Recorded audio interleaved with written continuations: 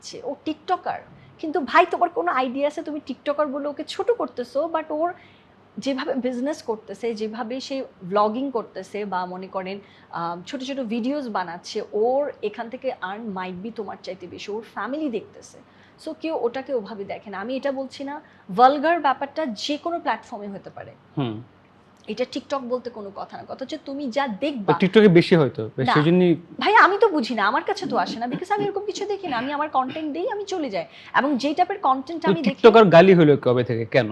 না গালি হলো কবে থেকে না, মানে একটা ব্যাপার সে, আপনি যদি, আমি আপনাকে বলি, একটা মুভি দেখতেছিলাম আমি, ওখানে উর্মিলা মাতোঙ্গর মাতঙ্কর, একটা, হ্যাঁ। হ্যাঁ, ও একটা বললো বাংলাদেশ অনেকগুলো কান্ট্রির কথা, মুভিতে নাকি হ্যাঁ একটা ইন্টারভিউতে? মুভিতে আচ্ছা আচ্ছা, somehow হ্যাঁ কোনো হ্যাঁ একটা হ্যাঁ, মুভিতে সে বলতেছিল, অনেকগুলো দেশের নাম নিল, খুব লাইক ও আমেরিকা, লাইক অস্ট্রেলিয়া, বাংলাদেশ যখন বসে সে চোখ টোক কুচকায়, লাইক মানে অনেক ছোট